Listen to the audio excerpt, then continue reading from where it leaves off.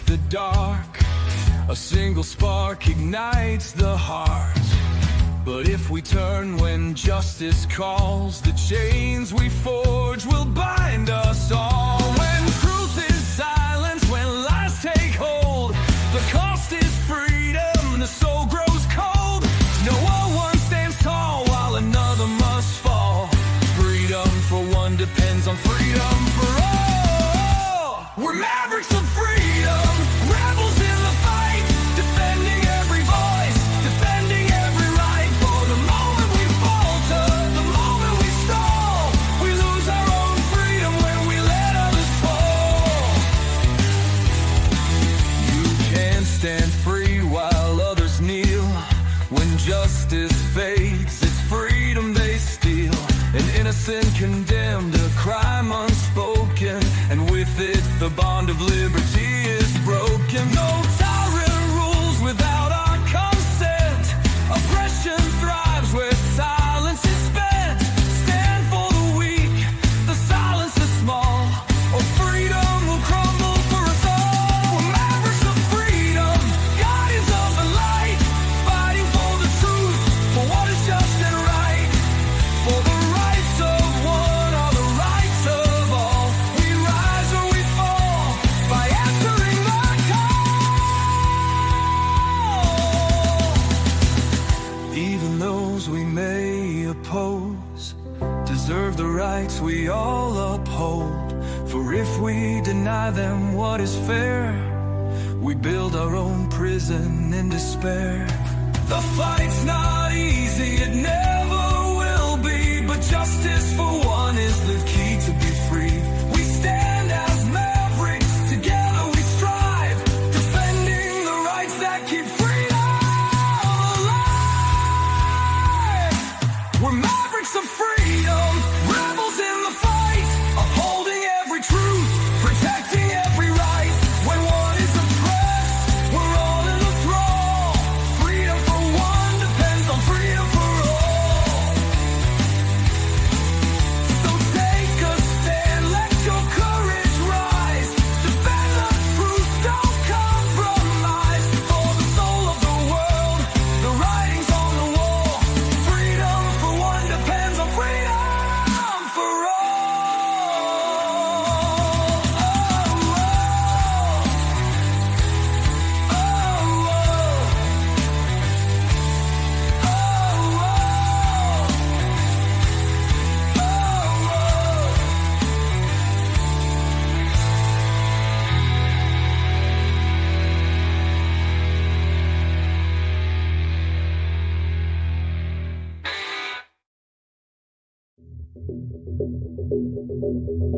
Greetings, Mavericks and new viewers.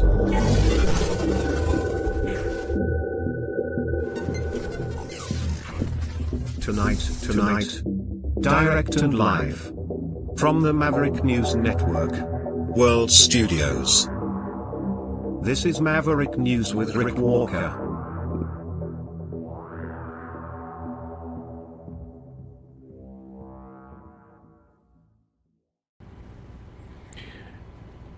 Fake tariffs. Trump is either retreating on the auto tariffs in a way that he's hoping people won't notice, or he's just fake himself, full of crap. These auto tariffs, they're not even going to take effect on April 2nd in Canada or any of the USMCA covered automobiles. I'll explain why. And I'm finding it very interesting as we get into this election cycle tonight. I'm seeing political spin thrown onto this in a way that is just blatantly partisan, and it's just taking the masks off some of these streamers who pretend to be journalists. I just Not to mention, the mainstream media not catching up on this yet, because I don't think they've clued in, but they will. And we'll dig into this tonight. We have all that. Like it's just tariffs, Trump tariffs. It's all this talk, and not to say that we're out of the woods. We're not. But this is ridiculous. It's absolutely ridiculous. I'm going to show you when we come back. We have other stories too, but I'm going to show you when we come back why this whole auto tariff thing that's supposed to happen on April 2nd is just fake. It's fake. With a flourish of his Sharpie yesterday, Donald Trump put on another show for the world, especially for Canada and Mexico, and yet it's all fake. Because I think he's just full of it at the end of the day. That's really what it comes down to. And this is just unacceptable. I will be right back.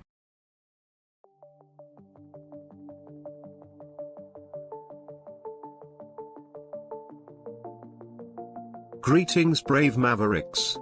Our quest for truth continues. We go beyond fake news. Together we expose propaganda. Together we pull others out of rabbit holes. We are maverick thinkers. We are all unique individuals, defenders of individual rights and freedoms, credible, trusted, grounded in reality.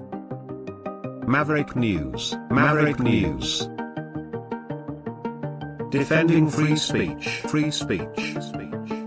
Donate at freedomreporters.com. Do it now. Tomorrow may be too late. Maverick News. The world is watching.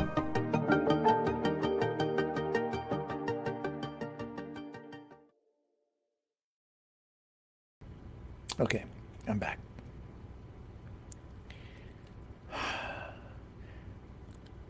So yesterday, Donald Trump signs the piece of paper, the executive order, saying that auto tariffs are coming into effect. And then I thought overnight, why did he do that when Liberation Day is April 2nd? And then he goes out of his way to have this event, this photo op in the Oval Office where he signs specifically for the auto industry yesterday. But then in the course of announcing the auto tariffs at 25%, which he said 25% yesterday, no exceptions, his words. He then says that it won't take effect until April 2nd. And then I thought, well, why? He said it will take effect April 2nd. But why do that specifically for the auto industry yesterday when everything else is supposed to happen on the April 2nd? Why the fanfare yesterday? Why make a big deal out of that when it's not even happening until April 2nd when everything else is supposed to happen? But he did. And then I thought, well, maybe it's because he's trying to prepare the industry for it. He provided some, he said he gave, a delay for the auto industry when the auto industry executives went to see him, and they were pleading with him, please don't do this. You're going to blow a hole in the auto industry. The executive from Ford went, and General Motors. Well, it turns out these things are not even going to take effect on April 2nd, and they're not even going to apply. Because Doug Ford, our premier, who people have been, people on the right have been beating up because he's been on the side of we have to retaliate. I'll tell you this, it's working. Trump is weak. Don't let anybody sit there and tell you otherwise, because now we're seeing where things are really at. Tonight, we now know that Doug Ford spoke, the Premier of Ontario spoke to Howard Lutnick, the Commerce Secretary, and found out that the tariffs, according to the information given to Doug Ford, the tariffs will not apply to vehicles with 50% U.S. content. That's pretty much everything that is produced in Canada anyway. And he told Ford that no auto plants in Canada are going to be shut down, which is what the purpose of the tariffs is to begin with. And then when you dig into this, we'll find out more. I have the White House fact sheet on the tariffs, which was released late yesterday, kind of overnight. I don't know exactly what time, but very few people are catching up with this yet. But I have some comments to make about it, and then I'm going to show you what's in the fact sheet, and then I'm going to go over why this is all basically a bunch of BS. And it should agitate everyone, get a lot of people upset, because this is ridiculous. That the chaos that is being created because of this is as bad as, or maybe worse than, the tariffs in some ways. But here's Doug Ford today. And I don't blame him a bit. This is my personal position on this, me editorializing. Because Doug Ford is saying today at this news conference that he had with regard to this, that he still doesn't believe for sure that the U.S. is not going to impose tariffs. Smart. Keep your guard up. We don't know from 1 minute to the next what we're going to get. But he also says that, we still need to retaliate, because this is what I'm talking about tonight is only about the auto industry tariffs. These other tariffs, we have to wait and see what he's really going to do. But if this is any indication, I think Trump is getting a big wake-up call from the world. Everybody's like, you shouldn't push back against him. He'll crush you. He'll destroy Canada. And I was like, no, you have to take a strategic approach. You have to defend yourself. Stand up. Have a little self-respect. It'll pay off. And indeed it is tonight. That's my take on it. Here's Doug Ford saying that that Ontario, Canada, Team Canada, still going to defend itself. We're going to defend Canada. And it's the right approach. We're getting results. Trump is weak. I had an opportunity to speak to the Prime Minister, and I'm in full support of preparing retaliatory tariffs, tariff for tariff. But we want to see what he's going to do on April the 2nd. As we've seen over a number of months, it's on again, off again. Yep. And he said he wasn't going to do it till April 2nd. Well, he launched an early attack, which is not surprising. But I've asked the Prime Minister to convene a FMM call as soon as possible, and recommended early next week, possibly Monday, and discuss this with the other premiers to make sure we take a Team Canada approach to this. But I can tell you, we just aren't going to roll over. We're going to retaliate. And he's going to feel the pain from the American people. Yeah, because, and, okay, hang on, we're not done. We're not done. He has more. Let me bring this up. And yeah, because we're not done. We're not done with Trump, but he's backtracking on all this stuff. From the American people. We have two options here. We either roll over as a country, and he runs us over 15 times and gets what he wants, or we feel a little bit of pain and we fight like we've never fought before. Right. I do not want to hurt other provinces on that, but I can assure you one thing, we're going to make sure that we inflict as much pain as possible to the American people without inflicting pain on the Canadian population. All he's doing is hurting the American people. He thinks the cost is going to go down for automobiles in the U.S. It's the total opposite. Yeah. The costs are going to go skyrocketing. It keeps calling out countries. He's really pointing us out for the most part. Ontario, 50% of the parts within the vehicles are American. And, how do you dissect? They were showing me drawings today of all the different parts from all over the world, by the way, that goes in one vehicle. Right. That 65 billion of tariffs that we have on the table that we can launch towards the U.S., we have to run through every tariff and minimize the pain for Canadians, maximize the pain for Americans. And I feel terrible for the Americans, but it's one person, it's President Trump, that's creating this chaos. Exactly. Exactly. That is the point. It's one guy causing all of this, and that is Donald Trump. But I'm seeing tonight, and I'm not even going to name the names of certain streamers who have long blonde hair. The liberals are lying. They're lying about the tariffs. Oh yeah, the liberals are lying about the tariffs because they lied about the tariffs that Donald Trump controls. No, nobody knows what the hell is going on with the tariffs. That's the problem. Except that we do now have, finally, the fact sheet from the White House. The liberals weren't lying. They're as confused as everybody else. We don't know what Trump's going to do from 1 minute to the next. Donald Trump doesn't know what he's going to do from 1 minute to the next because this is all new territory. Nobody's ever used tariffs like this before. And I think, and he's getting pushback and he's getting a wake-up call. If he's now realizing that if he actually does this, he'll tank the whole economy. He'll destroy the auto industry, not revitalize it in the United States.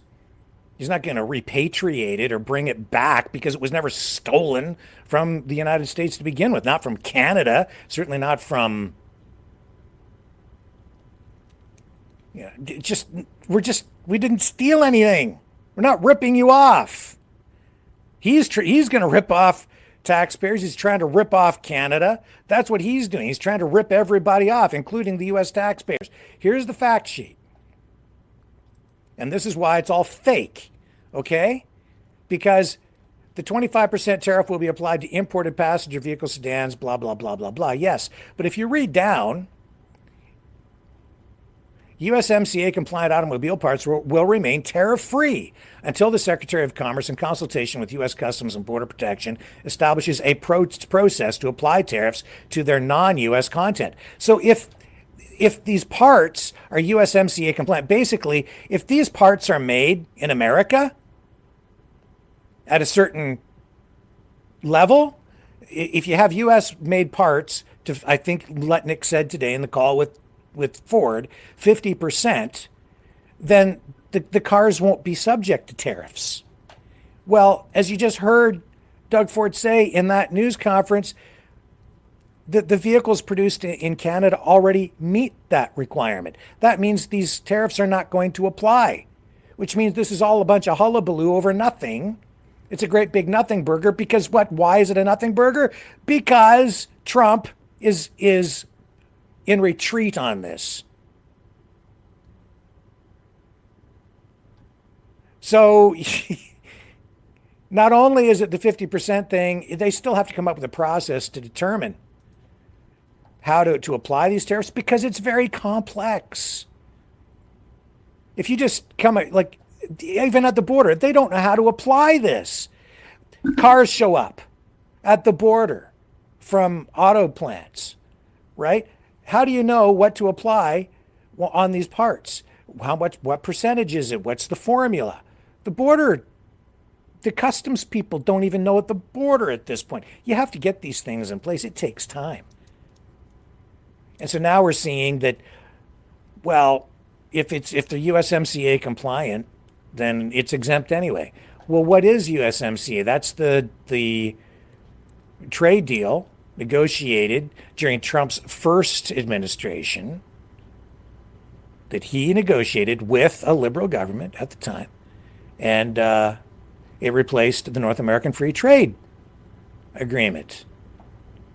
Now, under USMCA, they have, just as they did with NAFTA, a very complicated content, like a bunch of content protocols and rules with regard to, what percentage of tariffs or whatever it might be applied. And so they have, I brought up some notes here. So you have a thing called regional value content requirement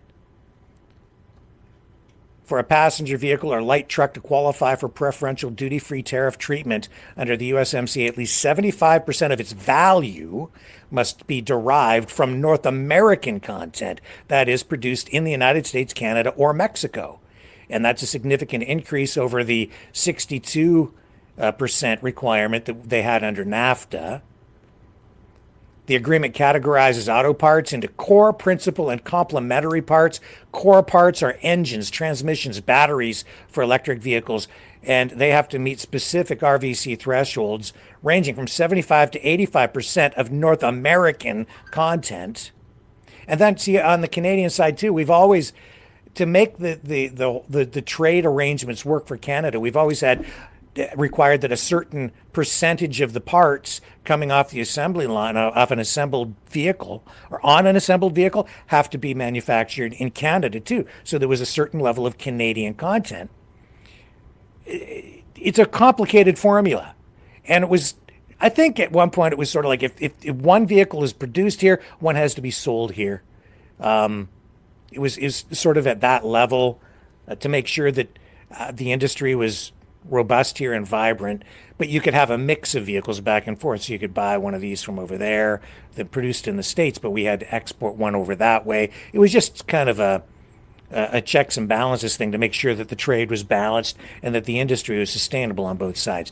I don't remember the exact formula for NAFTA, but they revised that under USMCA. Now with these tariffs, that was Trump basically violating the terms of this agreement, which I'm sure that the Canadian government, and probably Mexico as well, they were going to go to the World Trade Organization and file a dispute, take it to arbitration. Trump would lose, right? And pay a big penalty because he's the one who agreed to this. This is why he's backtracking, because this is just a mess. And so really what this is it's like we're doing tariffs. Then he's realizing how stupid it is because he's getting all this pushback. And so, but he doesn't want to be seen as losing. And all the pressure coming from Canada is like, it's too much. Not just from Canada, but from the auto industry executives who went to see him at the White House. Do you remember I talked about that? They went to see him and they said, please stop. Don't do this. You're going to destroy the industry. You're going to, the quote was, I believe from Mr. Farley from Ford, was, you're going to blow a hole in the auto industry.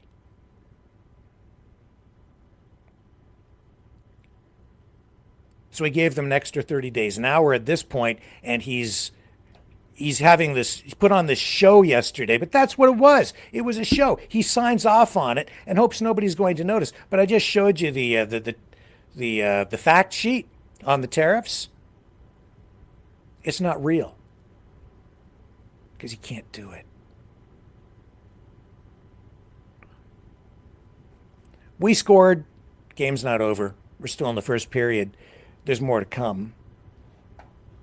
Make no mistake, this is not over. Trump, but it's a mess, and it's ridiculous because it's just like it is, as the Wall Street Journal reported, it is the dumbest trade war ever. One thing about Trump is when he does something, he goes big. He goes big. Now, Mark Carney today saying that he will be speaking with Trump about all of this very soon. And of course, he's told Trump he's got to knock off all this talk about the 51st state and annexing Canada. It's disrespectful. Then we can get down and talk about these trade issues, right?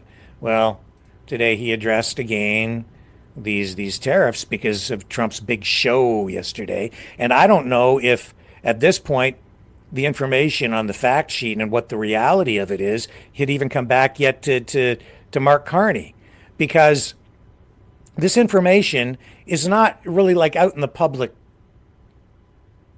spotlight. It's in the background. And why would, and it kind of contradicts everything that is being reported and said by Trump himself, by the media, because the media in the US is still talking about the tariffs globally. These tariffs will still apply to cars coming from places like China, Japan, Europe, but not North America. At least not right now. Things could change by April 2nd. Things could change in an hour. But right now, it's fake as fake can be. And people need time to catch up to this information. It just isn't out there yet. But don't let anybody tell you that, and I don't want to defend the liberals. I'm just trying to be factual and not put political spin on this. This is Trump. Yesterday, he said that it's 25%, no exceptions, his words.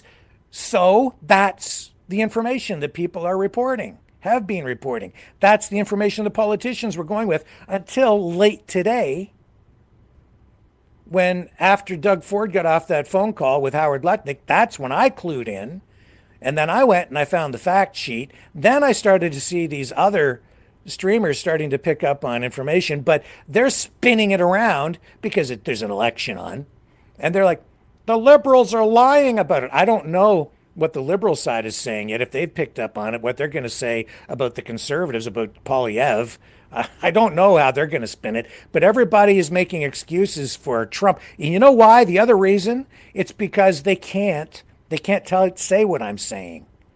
Because they've all been making excuses for Trump, saying, well, Trump's doing us a big favor by punching us in the face. No, he's not. No, he's not. But here's Carney today. Let's pick this up. Okay. Good afternoon. Bonjour tout le monde. Today, my cabinet colleagues and I met to discuss Canada's response to the latest developments in the trade crisis. Yesterday, in the latest salvo in his trade war, President Trump again imposed unjustified tariffs on our nation in violation of our existing trade agreements. This time, he targeted the auto industry and the more than 500,000 hardworking, dedicated Canadians that industry supports across our country. Now, the President of the United States is trying to fundamentally restructure his economy. It means our economy, and it means the global economy as well. And I understand and respect his goal to support American workers, but I disagree with him that this is how to help them. With time, it will become apparent that these actions will end up hurting American workers and American consumers. I reject any attempts to weaken Canada, to wear us down, to break us so that America can own us.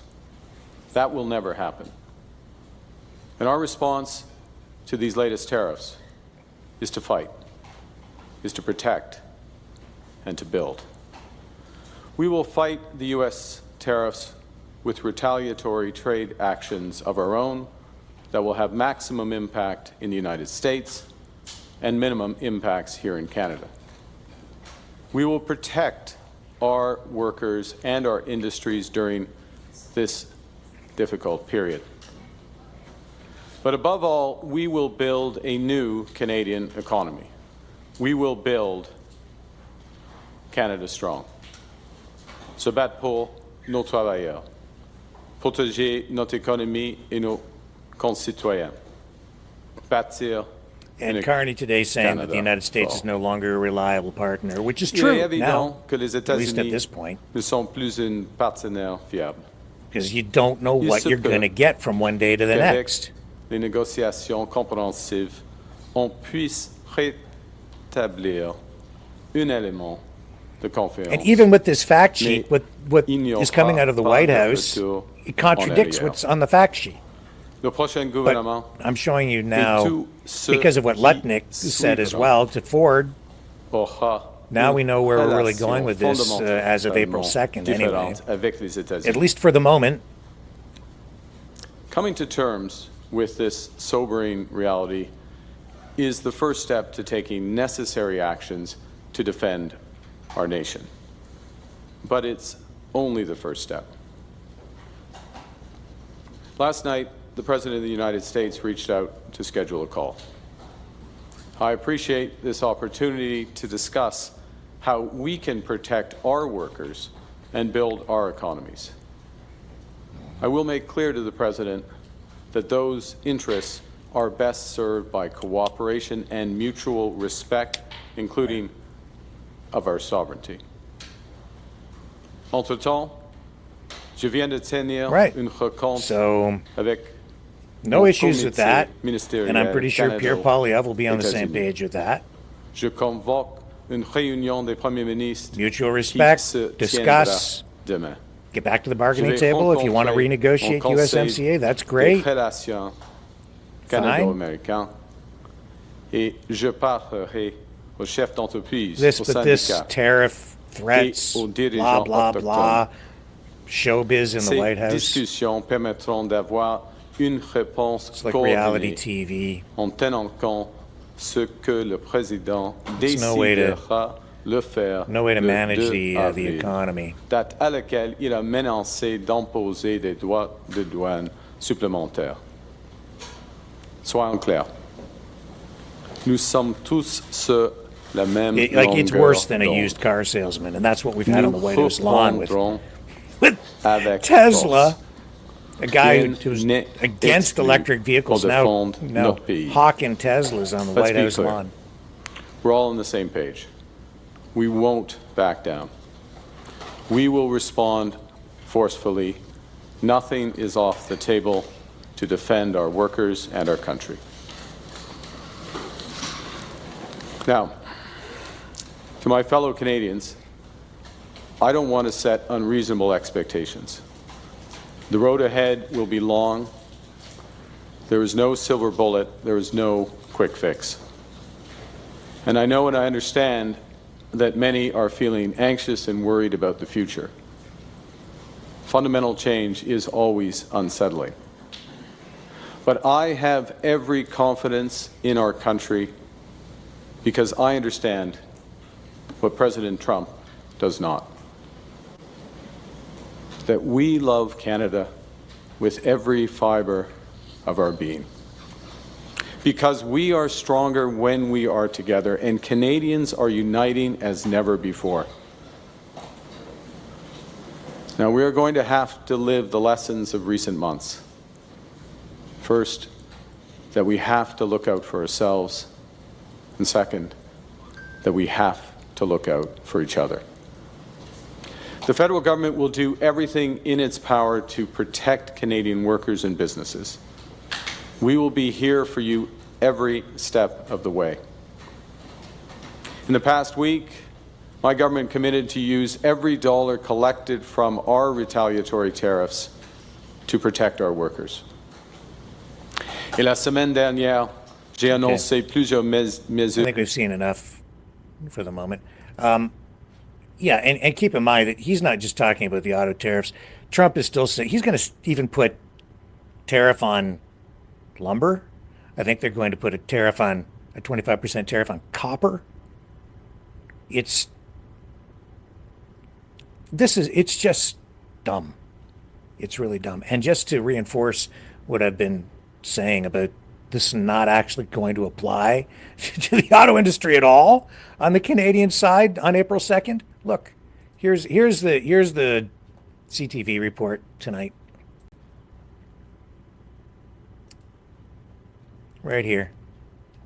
So it says the call between Lutnick and Doug Ford took place around 11 p.m., lasted upwards of 25 minutes, and Ford said that Lutnick also claimed that a tariff on imported vehicles would not result in any plant closures.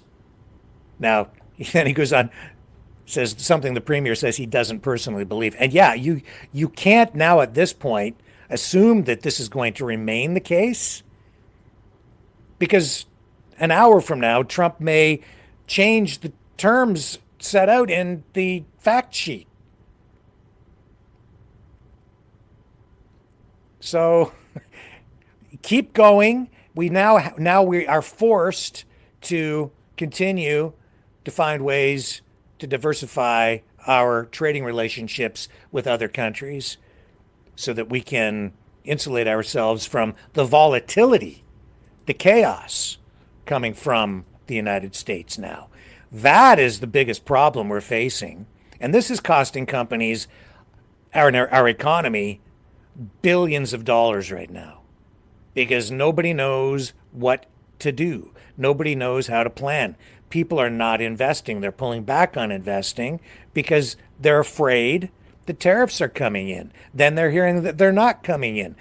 Farmers, cattle farmers don't know when to send their beef over the border. They don't know, should they do it Tuesday, next Tuesday, before next Tuesday, after next Tuesday? Are the tariffs on? Are they off?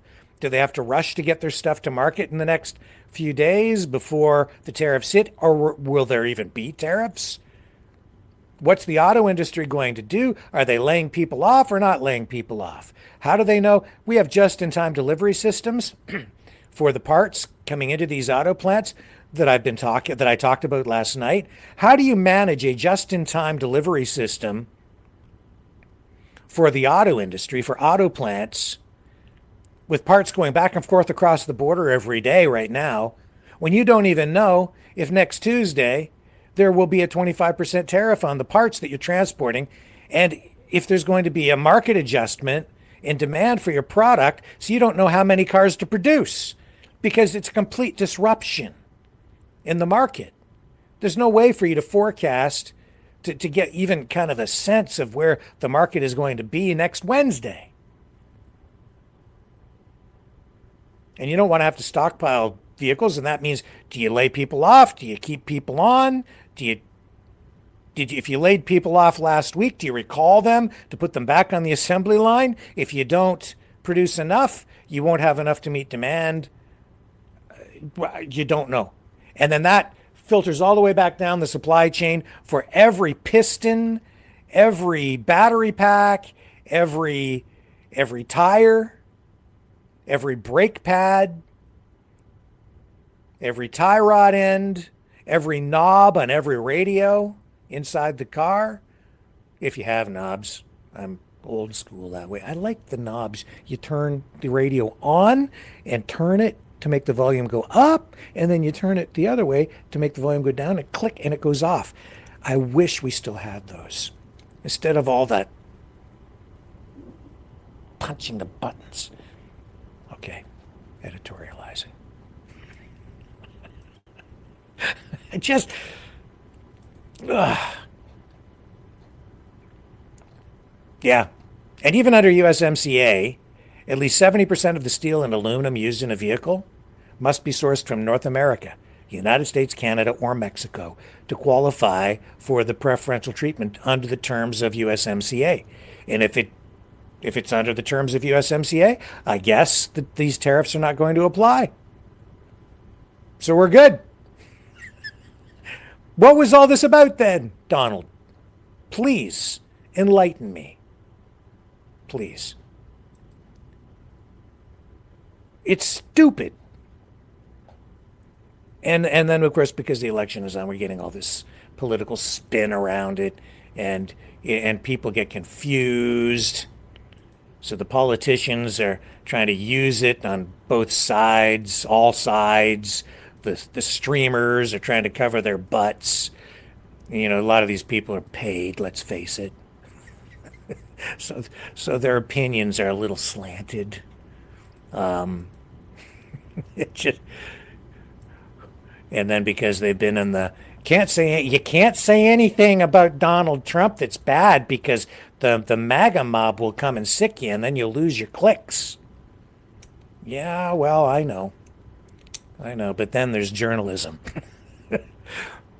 So now that Trump is doing this, they have to deflect and blame the liberals. No, or you can blame the conservative, whatever the no, it's Trump. It's all Trump. Just That's one guy doing all of this. He's responsible for all the chaos. Maybe that's the goal. Whether it is or it isn't, that's what we've got. I'll be right back.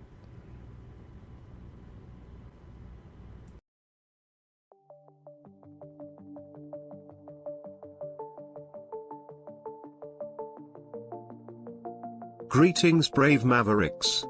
Our quest for truth continues. We go beyond fake news. Together we expose propaganda. Together we pull others out of rabbit holes. We are maverick thinkers.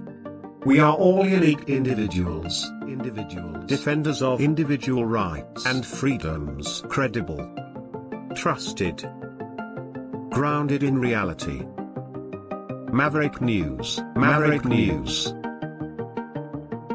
Defending free speech, free speech. Donate at freedomreporters.com. Do it now. Tomorrow may be too late. Maverick News. The world is watching.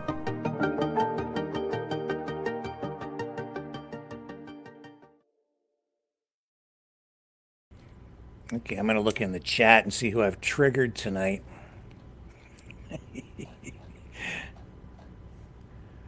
Oh.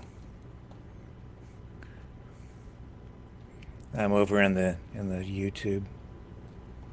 Rick, this comedy or something? Kevin.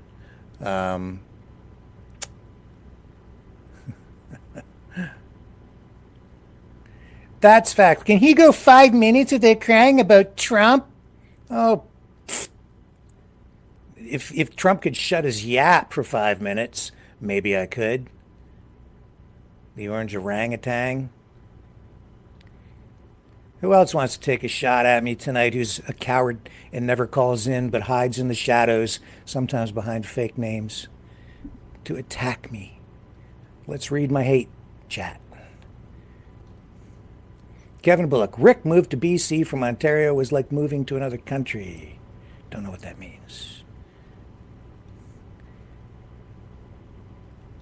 He moved to BC. I don't know. That's maybe not for me. Don't know.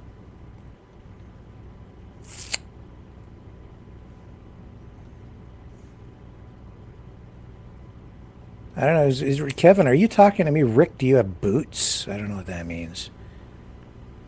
That's fact. Grow up. Thank you, Maverick. She loves me. Yeah. Yeah, don't worry. When Carney does something stupid, I'll call him out too, and I have. And Polyev. And Jagmeet Singh.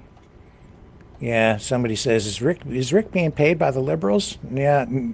No, my bank account pretty much shows that it's called poverty. Because that's what real journalism gets you. Nobody really wants the truth, man. But if you lie and you just tell people what they want to hear, they'll donate like crazy, especially if you scare the crap out of them. Just ask Alex Jones. They're all killing you. The lizard people are eating your brains, and you don't even know it. Donate today. Buy my vitamins.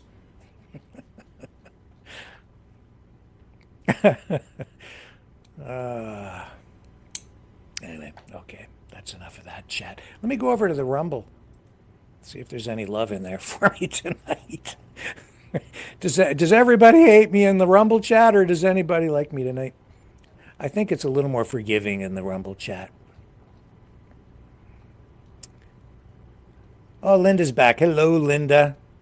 Glad you're in there. Yeah. Best wishes to you and your family, your husband. Yeah. And, and I do have my little mascot guy here again tonight. Thank you, May. And, I got my shadow box, too. Got my shadow box right here within arm's reach tonight. Thank you for that. And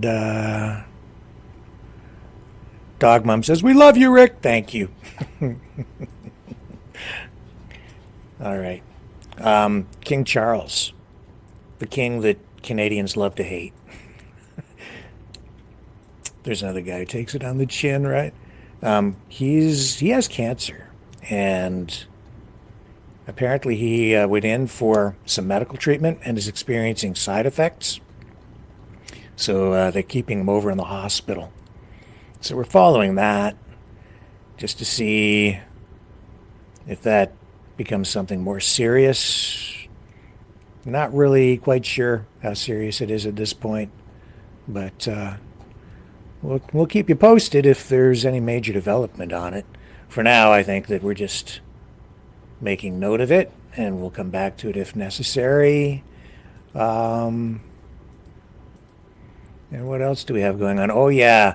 And see, here's why, too. Here, I'm going to run a little bit of this NBC piece on the auto tariffs. This is why a lot of people not cluing in on this USMCA exemption on the tariffs. And if this, in two reasons, because the tariffs are being applied globally, right? And Trump then said in the White House yesterday, no exceptions. 25% across the board, no exceptions. He said that, his words. And then this morning, with U.S. media also still continuing with that story, no exceptions, 25%. People are taking time to catch up with the other document, and then the information coming from Lutnick, which, of course, not everyone would have access to. This morning, American consumers potentially facing higher car prices as President Trump's trade war keeps ramping up. After the president announced Wednesday the U.S. will impose a 25% tariff on imported cars and car parts. If they're made in the United States, there's absolutely no tariff. Trump aiming to boost manufacturing in the U.S. A lot of companies are going to be in great shape because they've already built their plant. Others will come into our country and build. Nearly half of all vehicles sold in the U.S. are imported, including popular cars like the Chrysler Pacifica minivan, the VW Jetta, some Chevy Silverados, and the Ford Maverick, according to Auto Week. And many companies, even if they have American factories, use foreign parts. It's pretty easy to do if parts are made in America, and we'll have very strong policing. Now, experts say the tariffs could raise the price on new cars by thousands of dollars, and it could come quickly. Dealers only have about 60 days of inventory on their lots. Like many of the nation's tariffs, Mexico, one of the biggest exporters of cars and car parts, will be hit especially hard. But see, this is why it's confusing, and this is why people are not picking up on it, because he said 50%. If it's made in America, then you don't pay. But at the same time, they're citing vehicles like the Chrysler Pacifica manufactured in Windsor as being a vehicle that the Trump tariffs will apply to. And so that's where we were left yesterday. It's like if it's assembled and manufactured, then it's still 25%. But then you go to the fact sheet, and there's a little more clarification there, although some ambiguity and confusion. But then Lutnick's call with Doug Ford further clarifies and confirms maybe that if it's 50% content, then the tariffs won't apply. But you can see why there's all this confusion, because even after the news conference, Trump is saying there's no exceptions, as he stated. Then the media is still reporting, because of what he said, that these vehicles assembled will be subject to 25%, but now maybe not. And it's fake. It's not real. It's all a show at this point, at least for the next hour. And again, how do you plan? But that's why people are not catching up. Even the politicians, the people involved, people don't know. You could go to the border right now and ask a customs officer on the U.S. side, what are you going to just ask? What's the tariff going to be on the Chrysler vans coming over on Tuesday? I guarantee you they'll say, I don't know, because I'm sure they don't have the paperwork yet, because it's complicated. And what the real what really needs to happen is if he wants to have changes to the USMCA, they should just get back to the bargaining table. And then I've heard some opposition politicians from some of the, at least I think it was Max Bernier, said that what Trump really wants is to get back to the bargaining table and renegotiate USMCA early. And he said that the government should do that. But the government has offered to do that. And it just hasn't happened yet. And that's because of all the rhetoric and the threats and the show.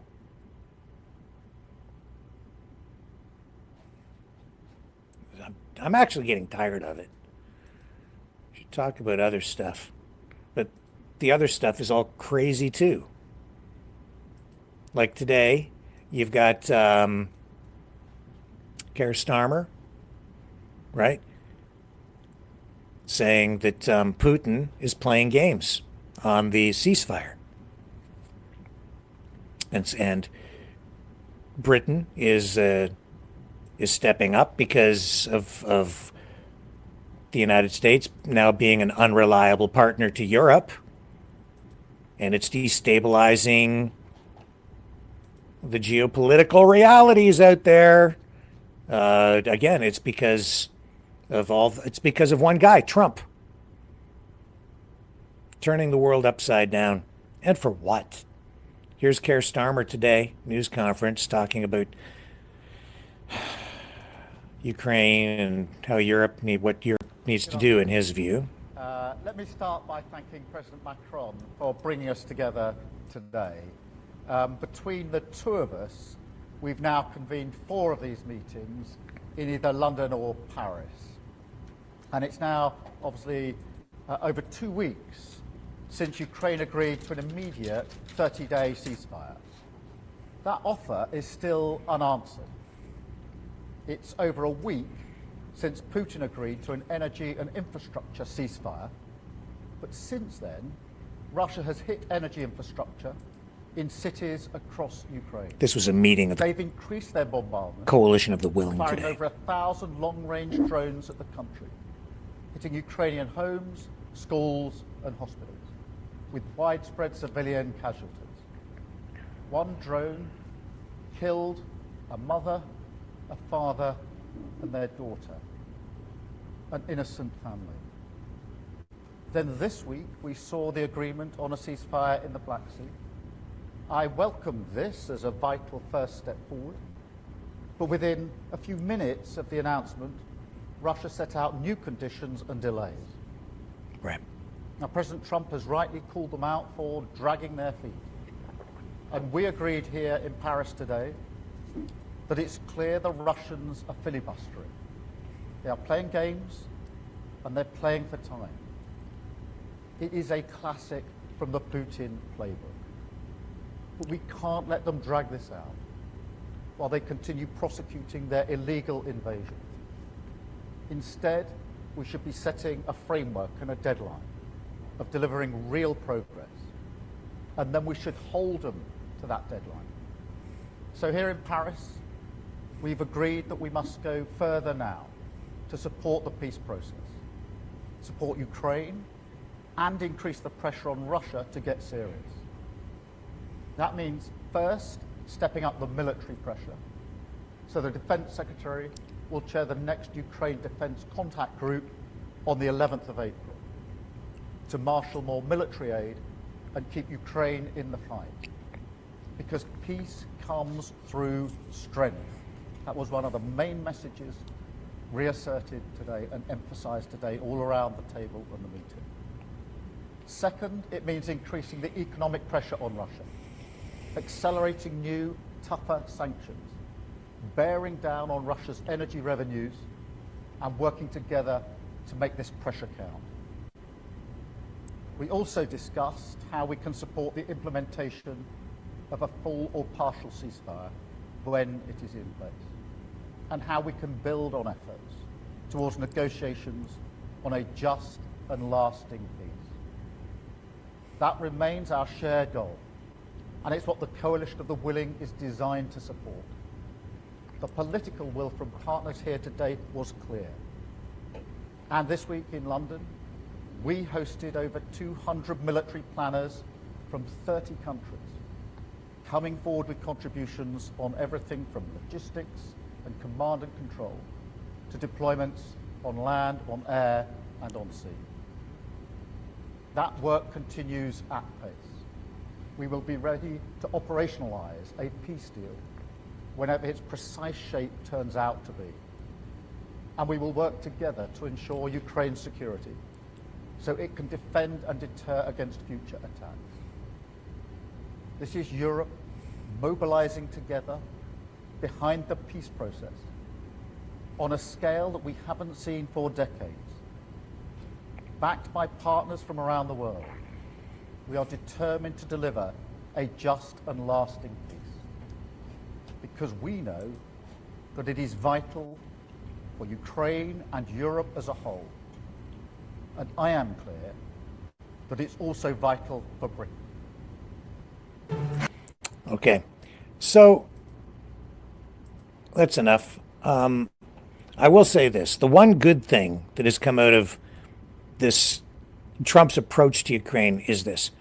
At least they're talking a little bit about peace, and it has exposed Russia for its deception.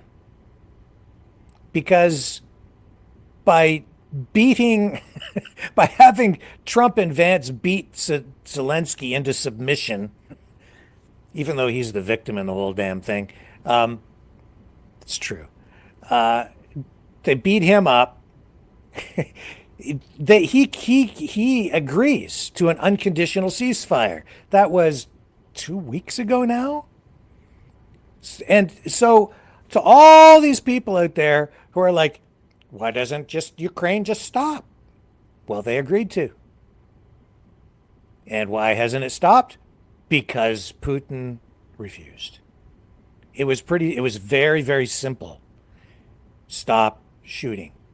Unconditional ceasefire for 30 days. Ukraine agreed to it. You heard the announcement. Both Ukraine and the White House acknowledged that. Then the ball was in Putin's court.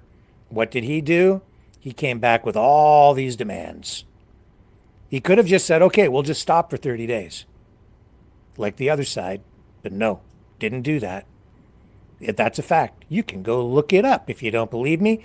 We reported on it here. It was widely reported all the way around the world. That's the facts. And Putin said no, because we need all these conditions. And it was double speak. It was like, we agree with the idea of a ceasefire in principle, but... So he makes it sound like he's in agreement with it, but doesn't agree to it. He'll agree to it if Ukraine surrenders. That's what it came down to.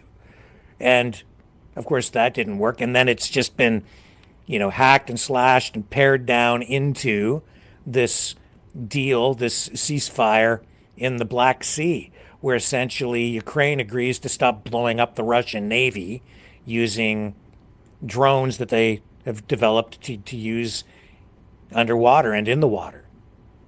And they've been wreaking havoc on the Russian Navy in the Sevastopol port, and Ukraine doesn't even have a navy. They've been doing this. They've been blowing up Russian ships and sinking them with no navy.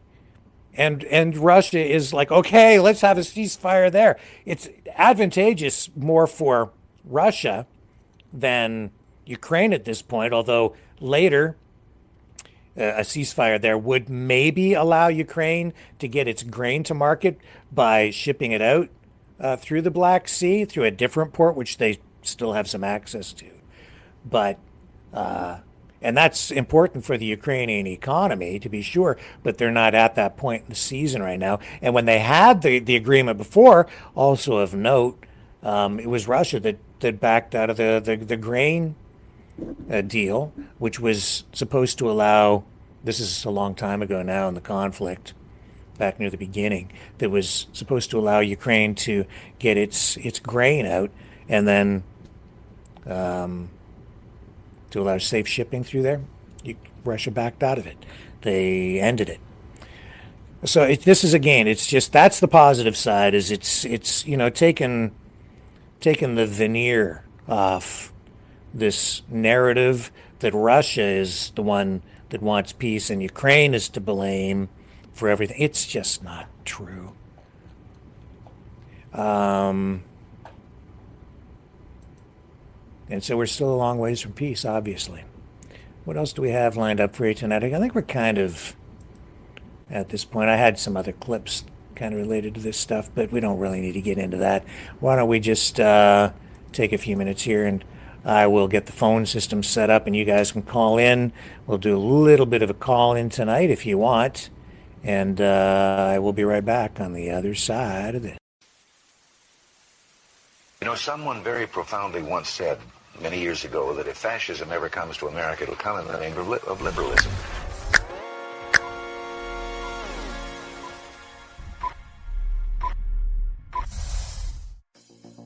Well, I think it's time we ask ourselves if we still know the freedoms that were intended for us by the Founding Fathers.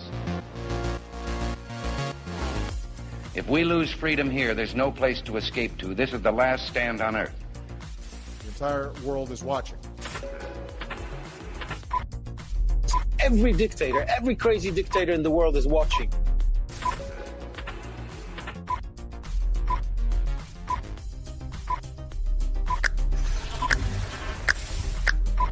The world is watching. On TV, the entire world is watching. On social media. But the entire world is watching, and yes, they are seeing what we have apparently bravely been willing to say that others are thinking. Stand for freedom. Literally stand for freedom.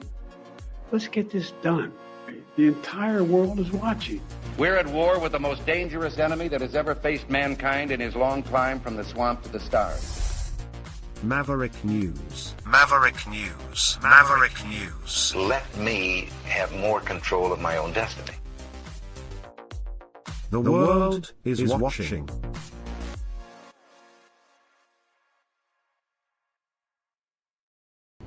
Okay, I'm going to run the promo. I've got a caller on the line. I'm going to go take the call. Here's the number to phone if you want to. Okay, Mavericks, it's call-in time. Join the conversation. Call 1-647-734-4220. Then enter the PIN number 860-075-764, followed by the pound sign.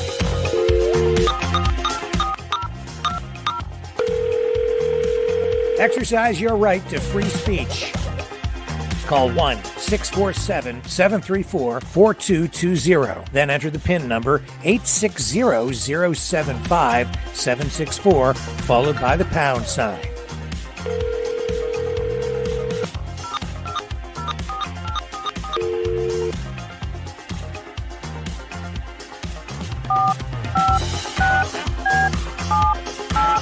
Call 1-647-734-4220. Then enter the PIN number 860-075-764, followed by the pound sign.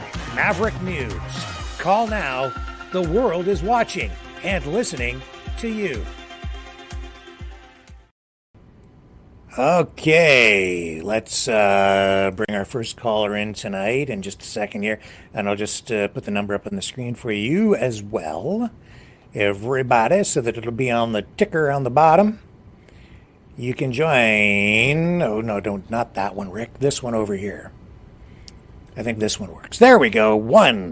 1-647-734-4220, and then just punch in that PIN number when the system prompts you so you can join the conversation here live on Maverick News, just like John from Alberta. Welcome back. Well, good evening, Maverick News family. Rimby John in Alberta.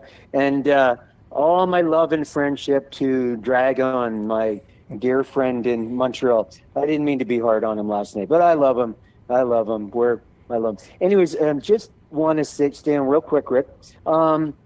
I want to say on behalf of a lot of people in the Maverick family, thank you for what you do. I think a lot of people don't realize the dedication to your integrity, your honesty, your journalism that you do. There's a lot of other podcasters out there in the world, in Alberta, everywhere, and they haven't sat one day in journalism school. So on behalf of a lot of people, Rickster, we love you. As a lifelong friend, we support you, and we admire your integrity and your credibility and your incredible family values. So that's my first comment. Second comment. Checks in the mail. The oil check is in the mail. My Yes, check to you is in the mail. Thank you. You earned your pay tonight, John. A breaking story. I think, go ahead. Sorry. A breaking story, I think, from Juneau. There is, and unfortunately, it's right in my backyard. There's allegedly a liberal a guy running for the first time, very well-known realtor. Allegedly, the guy's name is Thomas Keeper, and there's some big, allegedly, sexual allegations against him of allegedly abusing his wife. No. John, because I have integrity, and I don't know anything about this. No, I shot at you. I don't know. Okay. Breaking. No, just stop. Just stop for a moment. Hang on. Just stop for a moment, please. This is coming from another media outlet. I don't know anything about it. It's involving possible criminal allegations, very serious, in the middle of an election, which may be politically motivated, so they may not be factual. Until I know more about it, I don't even want to talk about this. I will get and we will talk. I will talk about it when I know what the details are. But until then, I don't want to talk about this anymore, because these are the kinds of things that, if it's not handled properly, can lead to lawsuits against us for saying the wrong thing. So, I just mentioned it in passing. But I do want to send you. There's lots and lots of love from Alberta for Team Canada, and we really need to stand strong together, even though we have differences, and they're between Alberta and Quebec. We've got to stand together as Team Canada to fight the orange orangutan. Yeah, and I think that what we've seen here tonight in the last 24 hours shows that it's working, because this whole thing with the auto tariffs, it's turning out to be just like a show. I think he's just trying to save face at this point, realizing that he can't just slap a 25% tariff on everything like he said. That's what he said he was going to do. He kind of doubled down on it yesterday, but didn't. And now you're getting into the details and you're realizing that it's all fake. What was the purpose of this? It's amounting to nothing. At least with the auto industry stuff, right? Like, we've got all the other stuff, but like, look at the details. Like, it's so this is weird, man. This is really weird. And you can't let a bully beat you into submission. Stand up, have pride, defend yourself. He'll respect that. And even without all of this, I think it's just a big reality slap that he's waking up to now, because I think that people probably are telling him, Donald, if we do this, the cost of a car is going to increase more than 25%. You're going to add $15,000 to the cost of a mid-sized car. It's insane. Well, Rick, and look, a lot of Alberta were huge MAGA people for Trump. I think, and I'm talking because I'm boots on the ground in Alberta, but I mean, I'm talking to people now at coffee shops, farmers, ranchmen, oilmen. We've really, really been duped by Trump, allegedly, feel very betrayed. And I never thought, Rickster, I would ever say this, but Sleepy Joe, basement Bolshevik Bunker Biden in the ice cream shop was a much gentler statesman around the world and a friend of Canada. I mean, I'm part American, and I can tell you, John, I didn't think it could get any worse than having a president who literally was sleepwalking in news conferences. And, Yes, how it's much not worse could it It's get, right? 1,000 times worse. And then we get this. And Richter, thank the good Lord above. Thank you, Lord. I love you, Lord. At the Resolute, that red button on Trump's desk, it's for a Diet Coke. Yeah. It's not the nukes. Thank you, Lord. Thank you, baby Jesus. At least he Thank gets you, that my Lord. impulse to hit the red button out of his system, right? Yeah, that's for a Coke, not for a. Oh, who are the people around this orange orangutan that are providing him with advice? Nobody. And his administration is a lot weaker today than it was a few days ago because of this Signal Gate scandal. They've lied and lied and lied to cover their butts, saying no classified information was discussed in this call. Just the fact that it was on Signal alone is reason to really justification to fire them all because of what they did. So Rick, I've got a question for you, sir. Yeah, I love your intelligence, your integrity, your journalism. So, a lot of MAGA people in Alberta are feeling very betrayed, as well as Team Canada. Is this all being done on purpose to destroy our country and our economies? And I'm a subnote to that. I'm just surprised and shocked that the Prime Minister of Canada is not linking arms, arm in arm with our President lady in Mexico to squeeze our countries together as the Oreo cookie and literally bring, and with all my American friends, no disrespect, bring the United States of America to their knees. They need our potash, our oil, our gas, our fisheries, our lumber. They need so much more stuff from Mexico and Canada than we need from them. And I hate to be an asshole, sorry, Lord, but I think there's going to be some really tough days ahead. I love Doug Ford's approach. Daniel Smith is a different point. The president of Mexico. Let's bring, and I don't want to make my American relatives and friends pain, but you brought us pain. We're going to bring you pain back by 1,000-fold, because the United States of America will not exist without the treasure chest of Canada and Mexico. And how do you deal with a bully, Rickster? Arms up, elbows up, Mike Myers. It takes a long time, Rickster, to piss off a Canadian. And I think we're way beyond pissed off now. And at the end of the day, Rick, in the Maverick News, and I'm part American with my friends and relatives in Minnesota. This, at the end of it, what Trump has done, it's going to backfire on him, because it's going to make Canada 1,000 times stronger, and it's also going to strengthen Mexico.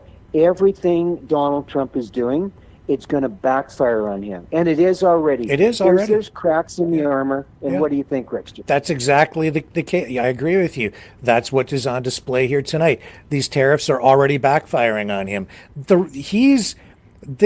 way he's doing this, and what we're talking about here with the exemption under USMCA, which is, see, it was the best trade deal ever when he negotiated it. Then it became the worst trade deal ever when he came back into office, forgetting that he was the guy who negotiated it. So he did the tariffs. Then the auto industry, it wasn't even us. Well, it was us with, saying we're standing up for ourselves, but it was also the auto industry executives going to see him, I think, and just the reality of the situation that has now resulted in him saying, or quietly publishing the fact sheet saying, yeah, if it's USMCA compliant, no tariffs. So that's where we're at now, and that's because it's a slap upside the head of reality, because it's backfiring on him. So I absolutely agree with that. And you're also right, John. We talked about this, you and I, in another conversation about Canada. Our prime minister should be on a plane going down to Mexico to meet with the president of Mexico and their trade delegation to come up with a unified approach to combat these tariffs, not to hurt the United States. That's not the goal. Ultimately, it's to get things back to normal and end this trade war, these tariffs. Just stop that and get back to mutually beneficial trade. Well, and I mean, Rick, we've talked about this before, and it's a theory of mine. Give me your opinion when I'm done. I think Trump this is all done on purpose. I think he's got some, I don't know if the Russians have videos on him or something. There's a mysterious tie there between Donald J. Trump, the newest 47th president of the United States of America, who we love, we respect the office. There's a tie there because what he's doing is he's the orange orangutan, the 2,800 pounder. Thank you for that song. In the China shop, and this could have been handled a very, very different way. I would have handled it this way if I was President Trump. The first minute I was in the Oval Office, I would have immediately contacted not Governor Justin Trudeau. I would have contacted the Prime Minister of Canada and the President of Mexico and invited them immediately for an emergency state dinner at the White House, and let's work together. We're together, better together as a team. No tariffs. And the only side note I can give you, I'm in a massive oil fight, which I've won, and I never would have won that, Rickster, without my team. I have a team of lawyers, scholars, people around me. I have a team. I couldn't do it on my own. I have a team of people, silage crew, combining crew. I have a team of people. We work intimately together, 12, 13 hours a day, sometimes 7 days a week. We work together as a team. Yeah. That's where Trump got it wrong, is he's divided his greatest ally in the world and largest trading partner, Canada. And just a reminder, let's get another person on the line here. Call in at 1-647. I don't have anybody yet. 1-647-734-4220. 1-647-734-4220. Please continue, sir. Well, like Rick, when you're a farmer, and you can be a farmer in Nova Scotia, Quebec, Ontario, Manitoba, we work together. You have to work together. You can be the most brilliant, rich person in the world, but if you don't have a team of people around you, and here's my caveat to that. You need a team of people around you, Rick, that respect you, that love you, that trust you, that are part of the team. Yeah, well, they don't even have to love you to have a good team. But who else is on the line? We love you in Alberta, Rickster. We love you. Yeah. We respect you, and we love your integrity. And my friend, I know you've had some dark days with your constraints, and we admire what you're doing. Thank you, John. I appreciate that. We've got another caller on the line joining us, and who is there? It's Lori here, Rick. How are you tonight? I'm fine. How are you? Yeah, I'm good, thanks. I got a question for John there, our source in Alberta. He mentioned earlier that a lot of his MAGA friends in Alberta were very disappointed in Mr. Trump, and I just wondered why they are disappointed. What did they expect they were going to get from him that they're not getting? Well, I think my friend Rimby John from Alberta, I think we were like a lot of Canadians, a lot of Albertans, Ontarians, Saskatchewan, Quebecers. We were led down this garden road of supporting the orange orangutan, or 47th president of the United States, Donald J. Trump. We were fed a bill of goods, and it quite frankly was bullshit, horse shit. And he got in there, and he's turned. You don't turn on your brother or sister in Mexico or Canada that have supported the alliance between Canada, I think, my friend, and the United States. It's broken. They're not trustworthy. The Americans are not trustworthy. Yeah, but look, we got another caller on the line too. But Lori is really asking you, I think, John, what is Trump doing? I'm not the orange orangutan. Okay, Sandy. But John, Lori is asking, what is it that Trump is doing that we didn't expect? Well, I'm he's not betrayed. from Alberta. He's betrayed. He's betrayed Canada. Yeah, so we didn't expect He's this. betrayed us. We didn't expect In him what to come after. in what way though? Let's be specific here. Do you mean with the tariffs? In every way. You mean what with, are you are you a moron not looking at the real news? He's betrayed Canada in every way going. No, John, no. That's not Hey, reason. I'm done here, Rick. I don't need that. No, I'll see he you didn't. later. He didn't mean it that way, Lori. Don't leave, John. I'm here. It's Sandy. Hi, Sandy. You know what, John? Stop with the name calling. Yeah, he just was asking you a question, John. That's all. He just was trying to get a perspective on. I don't what, like being I betrayed. like Lori. Yeah, but that didn't make Lori I a like moron. our chat. He was asking a legitimate question. John. Don't interrupt me, John. Go ahead, Sandy. Enough. Yeah, Enough, John. Yeah, we brought the enforcer in, John. Sandy You're is damn gonna, right. Yeah, gonna keep you on the right side. Sandy isn't so sunny right now. John, enough. Well, enough of what, Sandy? Reality? No, just calling people a moron. enough That's all. of That's you. all. It's Enough okay. of you. Well, I It's okay. Being a apologize. moron. It's You're okay. being a I moron. apologize. Enough. I Enough think already. I think it just kind of slipped out, and he didn't really mean to I attack Lori. apologize. No, don't stand up for him, Rick. No, enough. Enough, John. Okay. Enough of you. You're orange orangutan in the room. You're Alberta oil and this and that and you're fluff. Okay. It's okay, Sandy. Let's just kind of let it go. No, Sandy, please. I understand, but it's okay. No. He knows. Enough, John. He apologized. He apologized. John so Rimley we're good. here from Alberta, Canada. Oh, here we go. Alberta, Canada. Here we go. You're a drunkie, John. Sandy. You're a drunkie. Sandy. No.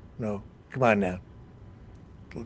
Well, why did he start talking about abusive family and somebody being abusive and somebody being abusive in their home? Yeah, okay. Enough. Okay, Sandy, it's okay. Enough. All right, okay. He stopped. So it's okay. Let's do this, okay? Since this whole program is going, oh my goodness, now she's gone. Who left? Was that Sandy or John left? Who's still here? I hope John left. John left. Good. Rick, he was too much. Okay.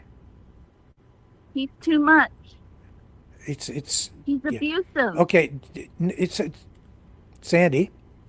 What we really need right now is something uplifting. How about can I get you to just maybe? I don't want to say anything against John. No. But you know Okay. what? Let's stop talking about John. How about can I just get you to say something that's gonna make me smile, bring me a little sunshine tonight? Can we do that? Because I love your voice. I need your sunshiny voice, and say something. Bring something positive and uplifting to us here this evening. Bring sunshine into your home. Okay. What's the weather like where you're at today? It's windy. There's a storm coming. There's rain. Freezing rain. No. It's even worse. I was hoping you would say that it was like spring and getting warm and it was sunshiny. But instead you brought the storm and the wind and the rain and oh my goodness. Calm before the storm. Oh, so we still have a big dark cloud hanging over us tonight here on Maverick News where everybody ended up fighting. Rick, but Yeah. you know what? Yeah. Pretty out there. You know what I mean? Can't win. You know what?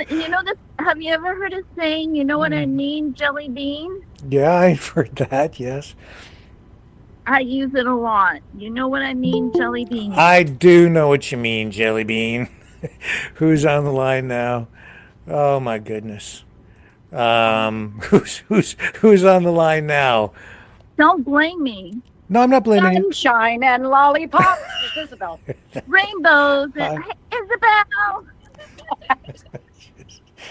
Oh.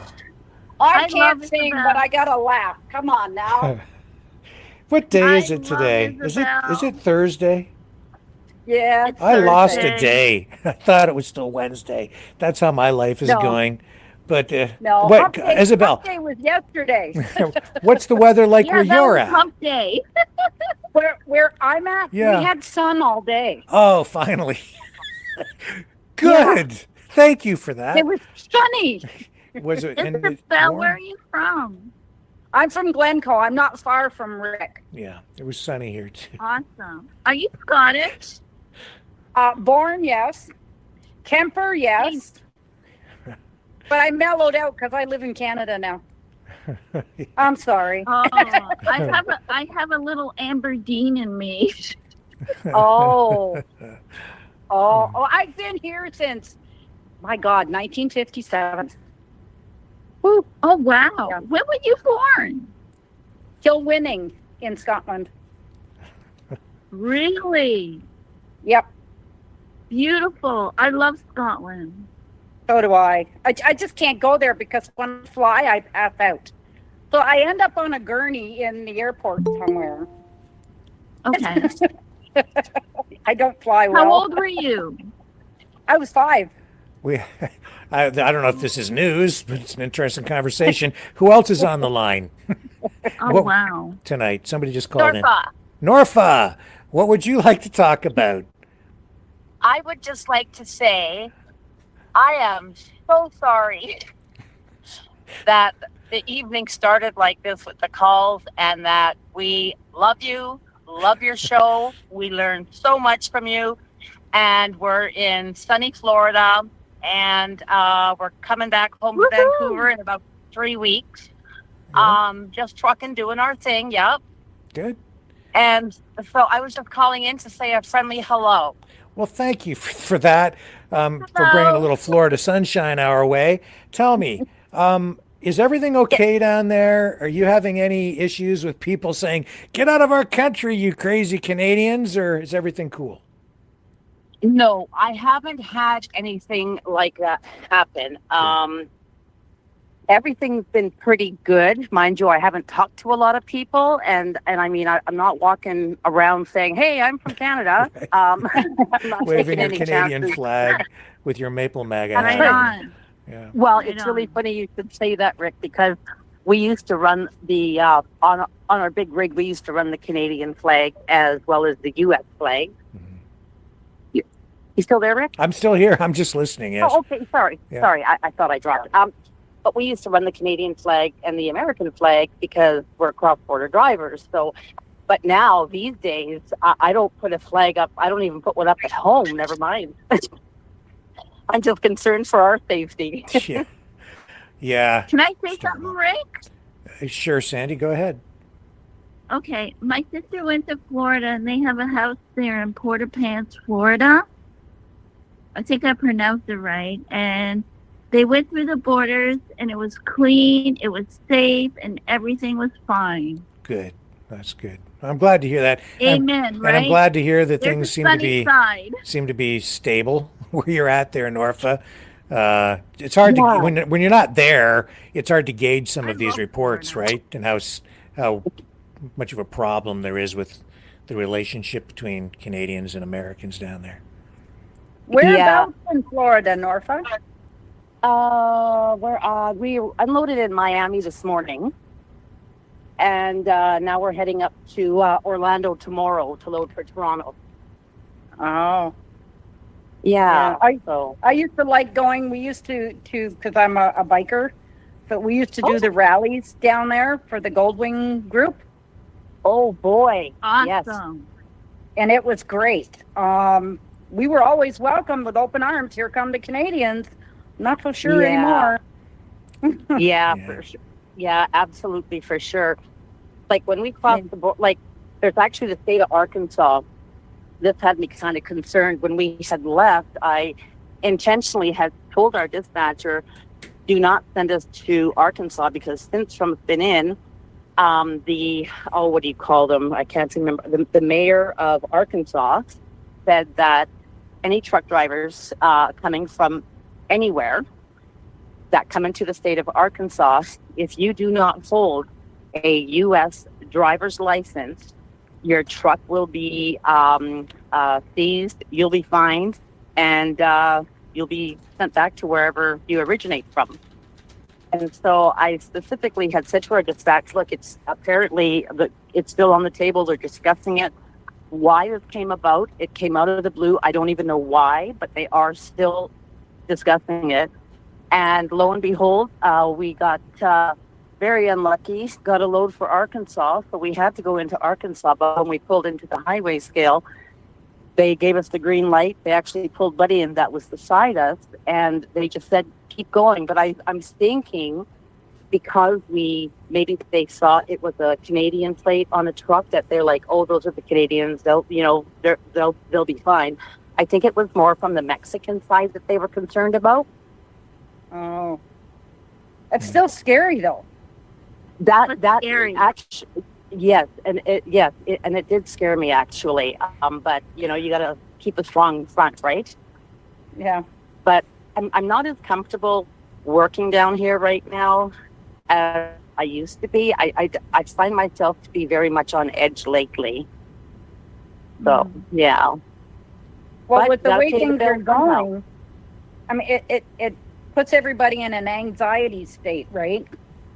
Absolutely, without question. And it's my husband and I and our two puppies.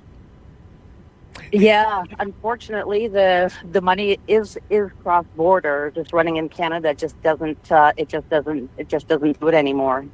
So. And do you think that's the only reason? I think it's fair to say that you're answering Lori's question to John by talking about this, because this is something that nobody really expected with Trump coming back in. I mean, I was concerned about the immigration stuff and how that was going to be handled because of possible violations of rights, which we're getting. But I didn't think that he was going to say that he was going to annex our country. I didn't ever hear him talk about that. Did he? Absolutely. No, absolutely not. And the funny thing is that my husband and I, if we were Americans, we both would have voted for Trump. We were rooting for him. And I mean, I'm not pleased with him 100% back before, like when he was campaigning, but he definitely would have had our vote. But what he has done since he got in is nothing that he talked about during his campaign. Yeah. And so we did support him, but he's really going down tough with us because of what he's doing, which are things that he did not discuss. Yeah. Yeah. And that's the problem. Like he had Absolutely. the backing of a lot of the auto unions. Yes. And It's he the turned auto on them. sector. Yeah. Yeah, he turned on them. Like this guy that's in there now, and I mean, we already had a trade agreement. Everything was working fine, and then he just went totally idiotic. Yeah, for no reason. I think I've mentioned it to Rick before. I think there's a lot more going on than just Trump being the president. I think there's a lot more going on in the background that nobody knows about. What I mean by that is just that I think that there's more going on than what we're seeing and what we're being told. There's more going on than what meets the eye. Yeah, there's things behind the scene that he's got planned. That this is just like the I'm going to throw this at them so they're not going to know what's going on back here. That's the feeling I get. Me too, Isabel. Me too. Yes, I agree 100%. Yeah. And knowing what comes next. Exactly. And also, I think he's out for revenge big time. He's out for blood, and he's going to make people pay for what they put him through too. I think that's And a we're big all part of it gonna as well. Hey, Norfolk, Yeah. I said that the other day. He's out for blood. Yes. 100%. The Department of Getting Even. Exactly. I was just going to say that. He's the Department of Revenge, Trump. Yeah. Yeah. Definitely. I know, speaking for me and my husband, we are very disappointed. Well, not that he could care less, but we're very disappointed because we really did have some belief and faith in him. And then he turns around and does all these things. Not okay. Yeah. No, it's not okay. It doesn't make sense. He's pulled the wool over the people in the states who voted for him. They are now like, oh my God, what do we got? Because I see a lot of people on Facebook posting and all over the world in support of Canada with their Canadian flags up. Yeah, but we have to. But the reality is down there, Norfolk. I think you can acknowledge that when you're down in a place like Florida or down in the southern U.S. in particular, Canada's not really on people's radar down there. They don't pay attention to Canada, so they're just they're not really aware. No, not at all. I mean, there's still people down. I support Florida, I support America, and I support Canada. Yeah, let Norfolk. Can I just get Norfolk to just comment on that, there, Sandy? Yeah. Sure. I just lost my train of thought real quick. Doggone it. Yeah, but people don't really have Canada on their radar. They don't really. They're not aware. They don't focus on Canada at all. They don't think of us. Right. Like sometimes somebody will catch, well, of course they say, you have an accent, where are you from? And Canada. And oh yeah, Canada, that's the place where you guys have free medical. And I'm like, oh my gosh, they make me sound like an Eskimo, that I haven't my igloo. And, but yeah, I mean, and I'm like, well, we used to, but not like we used to. We definitely aren't. It's not like it used to. But like, I have a lady friend down here in Arizona, and I think it costs her, is it $55,000 or is it $35,000 a year for her? So she has medical coverage for herself. Whoa. Yeah. Wow. So when I'm down here and I explain to them how our system works, they're like, oh, you guys are so lucky. I said, no, you're so lucky. Do you guys have any idea the taxes we pay? Well, I'll tell you, my brother's mother-in-law had a heart attack on board a cruise out of Miami. And she went into hospital. She went on the helicopter. They flew her to the nearest hospital. $75,000 for 7 days in ICU. They went into bankruptcy when they came back home. Oh my God. I mean, my husband was in the hospital, oh my God, twice. Once for his arteries, he had a quintuple bypass. He was in the hospital for 10 days here. And again, he went in for his cancer. He was in again for 2 weeks. I cannot imagine if it was $75,000 for an ICU and he was in ICU twice, what it would have cost us there as opposed to what we didn't pay here. Oh my gosh, can you just imagine? And I can share an important tip with everyone. In Norfolk, maybe you're familiar with this, I don't know, but if you are traveling in the US and you get sick and you have to go to the hospital and you have health insurance, do not allow them to do tests or approve any procedures until your insurance company is notified and approves the care that you are about to get, because if you sign the paper before you get the approval, they'll stick you at the bill and your insurance company doesn't have to pay. 100%. You are responsible. Yep. Yeah. So get the insurance company to sign off on it first. You're on the line for it. Yep. Yeah. Yep. That's right. I mean, it's scary. I mean, there's a lot of things that we don't like up here, but being able to walk into the doctor without having $200 in your pocket. Yeah. Just don't think that you're going to go in there. It's important. Don't go in there if you're like admitted an emergency or whatever, and then sign the forms and think that your insurance company is going to approve it later. No, you have to get them to do it Not first. happening. Yeah. Correct. Yeah. Well, 100%. In 1972, my husband and I went on our honeymoon to New York, and for him to have 7 stitches removed in his elbow was $150. 7 stitches? Really? 7 stitches. I would take them out myself. Well, Before I pay. wanted to, but he wouldn't let me. Well, that's not It's very a cheap either Braveheart. because when our dog had surgery for, just different reasons, I take their stitches out myself. I just put my little gloves on and my our little COVID mask there and and take them out myself just to save another charge. Nurse Norfa. Yeah. Trucker half-time trucker and half vet. I don't think he trusted me. Yeah.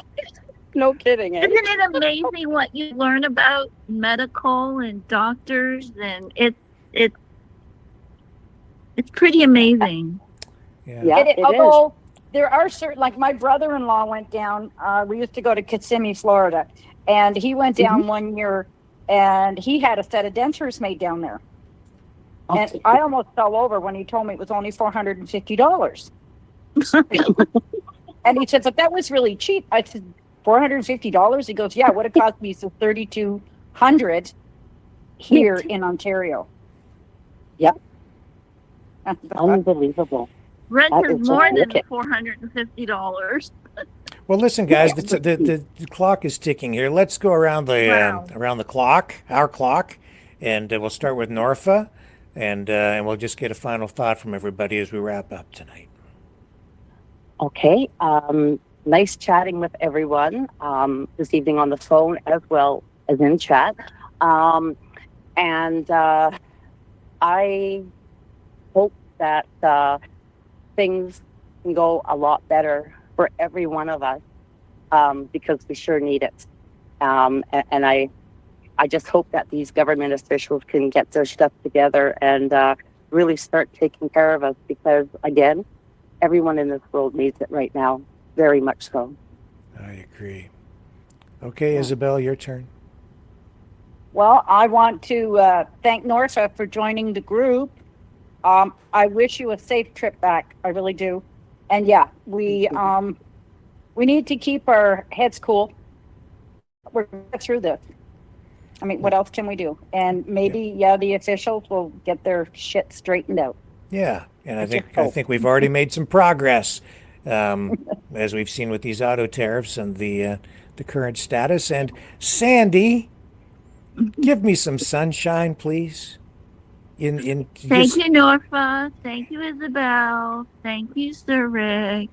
Thank you, Sandy. You're welcome. Love you guys. There's always a light side.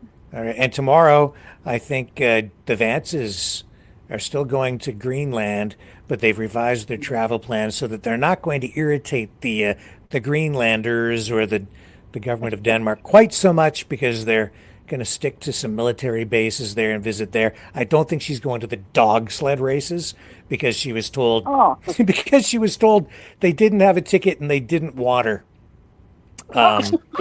So I think the provocation has been nipped in the bud. We'll see what happens tomorrow. We'll bring you up to date on that as Trump's I guess vision of annexing Canada and taking over Greenland maybe coming off the rails just a little bit. But Elon Musk still wants to go to Mars.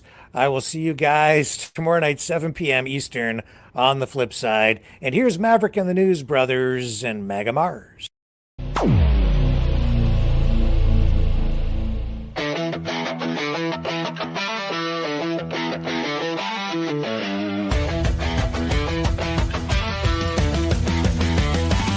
He's got a plan, it's bold and grand, taking over land, sea and sand. Canada's ours, Greenland's in the mix, the Panama Canal's just another fix. But Mars, oh Mars, you pesky red sphere, your spying drones are making it clear. It's a threat to Earth, a cosmic sin, but don't worry folks, he'll make Mars great again.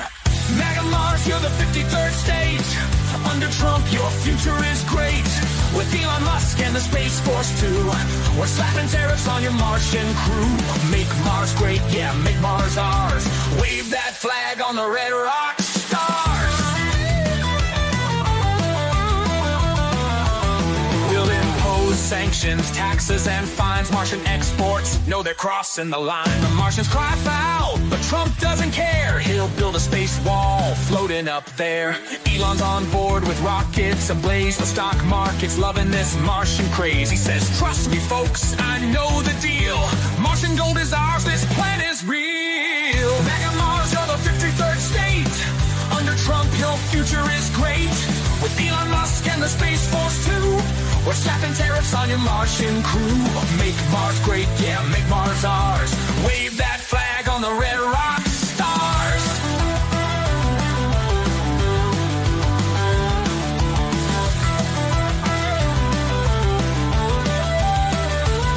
Yeah, Mars hotels with golf resorts, intergalactic trade reports, a MAGA dome where Martians bow. We've got the best Martians, Trump says now. Fake news claims the plan's absurd, but Trump tweets back, it's the final word. Martian drones not on my watch. Space Force ready to kick it up a notch. MAGA Mars, you're the 53rd state. Under Trump, your future is great. With Elon Musk and the Space Force too, we're slapping tariffs on your Martian crew. Make Mars great, yeah, make Mars ours. Wave that flag on the red rock stars. So buckle up for the Martian fight. Trump's taking over the Martian night. It's all for freedom, it's all for the win. Oh, say can you see, he'll make Mars great again.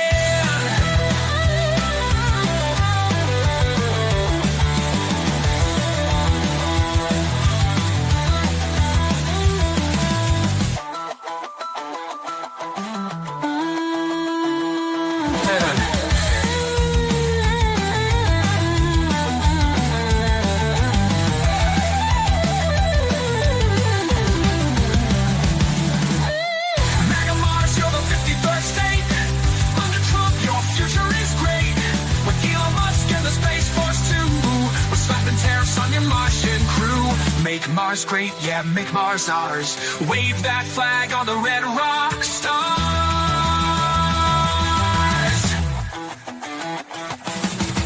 So buckle up for the Martian fight. Trump's taking over the Martian night. It's all for freedom, it's all for the win. Oh, say, can you see, he'll make Mars great again.